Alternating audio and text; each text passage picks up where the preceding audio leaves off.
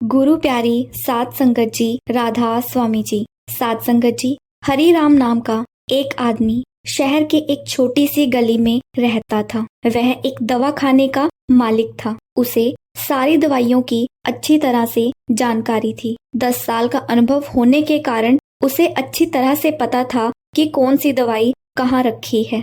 वह इस पेशे को बड़े ही शौक और निष्ठा से पूरा करता था। उसकी दुकान पर हमेशा भीड़ लगी रहती थी। वह सभी ग्राहकों को दवाइयाँ बड़ी सावधानी और इत्मीनान होकर देता था।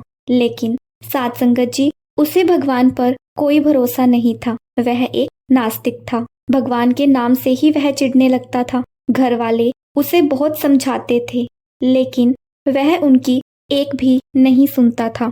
खाली वक्त मिलने पर वह अपने दोस्तों के साथ मिलकर घर या दुकान में ताश खेलता था। एक दिन उसके दोस्त उसका हालचाल पूछने दुकान में आए। अचानक ही बहुत जोर से बारिश होने लगी। बारिश की वजह से दुकान में कोई भी नहीं था। इसके बाद वे सभी दोस्त मिलकर ताश खेलने लगे।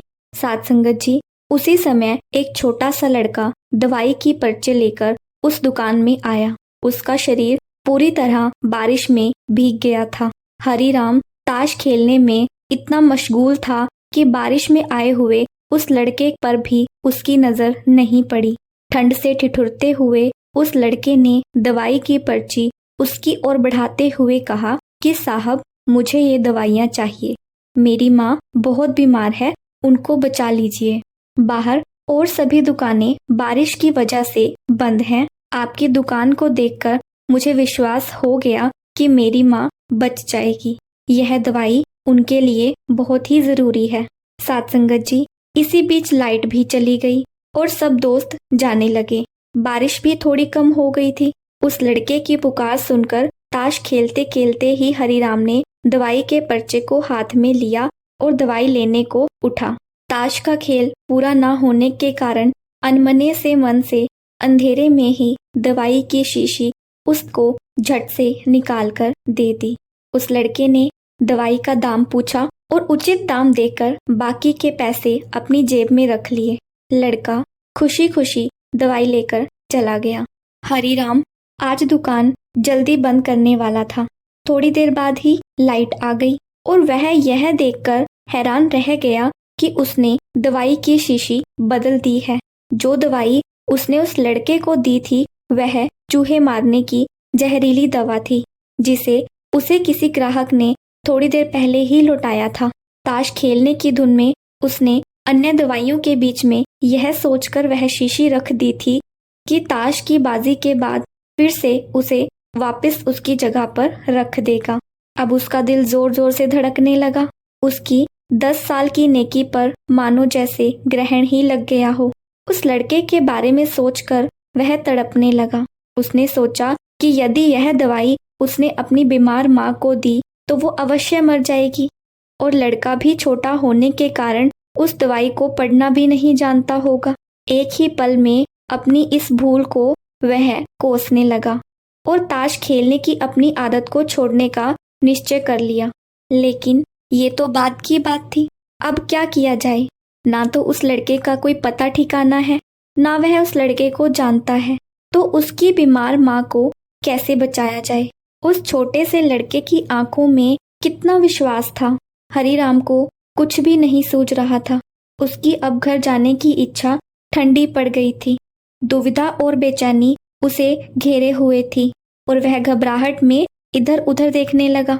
सात संगत जी, पहली बार उसकी दृष्टि दीवार के उस कोने में पड़ी जहां उसके पिता ने जिद करके भगवान की तस्वीर दुकान के उद्घाटन के समय लगाई थी। पिता से हुई बहस में एक दिन उन्होंने हरिराम से भगवान को कम से कम एक शक्ति के रूप में मानने और पूजने की मिन्नत की थी। उन्होंने कहा था कि भगवान की भक्ति में बहुत ही शक्ति होती है। वह हर जगह पर व्याप्त है और हमें हमेशा हर कार्य करने की प्रेरणा देते हैं। सात संगत जी, हरिराम को ये सब बातें याद आने लगी। आज उसने इस अद्भुत शक्ति को आजमाना चाहा। उसने कई बार अपने पिता को भगवान की तस्वीर के सामने हाथ जोड़कर आंखें बंद करके पूजा करते हुए देखा था। उसने भी आज पहली बार कमरे के कोने में रखी उस धूल भरी तस्वीर को देखा और आंखें बंद करके दोनों हाथों को जोड़कर वहां खड़ा हो गया। थोड़ी देर बाद वह छोटा सा लड़का फिर से दुकान में आया। इस पर हरिराम के पसीने छूटने लगे। वह बहुत बेचैन हो उठा। पसीने को पोंछते हुए उसने पूछा कि क्या बात है, तुम्हें क्या चाहिए? साध संगत जी, लड़के की आंखों से पानी छलकने लगा। उसने रुकते रुकते कहा कि बाबूजी, माँ को बचाने के लिए मैं दवाई की शीशी को लेकर भागे जा रहा था। घर के पास पहुंच भी गया था, लेकिन बारिश की वजह से आंगन में पानी भरा हुआ था और मेरा पांव फिसल गया। दवाई की शीशी गिरकर टूट गई। क्या आप मुझे वही दवाई की दूसरी शीशी दे सकते हैं? लड़के ने बहुत ही उदास होकर यह सब हरिराम से पूछा। इस पर हरिराम ने कहा कि हाँ, क्यों नहीं। और हरिराम ने राहत की सांस ली और उस लड़के को दवाई दे दी। जब वह लड़का दवाई ले रहा था तो उसने धीमी सी आवाज में कहा कि मेरे पास तो और पैसे भी नहीं हैं। लड़के ने बहुत ही भोलेपन से हरिराम से कहा। इस पर हरिराम को उस लड़के पर दया आ गई और उसने कहा कि कोई बात नहीं, तुम यह दवाई ले जाओ और अपनी माँ को बचाओ, और हाँ, अब थोड़ा संभाल कर जाना। यह सुनकर लड़का बहुत खुश हुआ और वहां से चल पड़ा। अब हरिराम की जान में जान आई। अब वह भगवान को धन्यवाद देता हुआ अपने हाथों से उस धूल भरी तस्वीर को लेकर अपनी धोती से पोंछने लगा और अपने सीने से लगा लिया।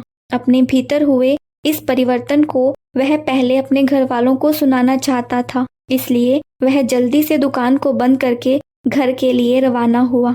उसके नास्तिकता की घोर अंधेरी रात भी अब बीत गई थी और अगले दिन नई सुबह हरिराम की प्रतीक्षा कर रही थी। साध संगत जी, इस कहानी का सार यह है कि हमें जीवन में ईश्वर पर पूरा विश्वास रखना चाहिए और दूसरों की आवश्यकताओं के प्रति सहानुभूति और दया बनाए रखनी चाहिए। साध संगत जी, आपको यह साखी कैसी लगी? वीडियो को लाइक करके कमेंट बॉक्स में ज़रूर बताइएगा और आप इस चैनल को सब्सक्राइब कर सकते हैं, जिससे आपको नई साखी की नोटिफिकेशन सबसे पहले मिल पाए। इसके साथ ही आपसे विदा लेते हैं और मिलते हैं एक नई साखी के साथ। तब तक के लिए राधा स्वामी जी।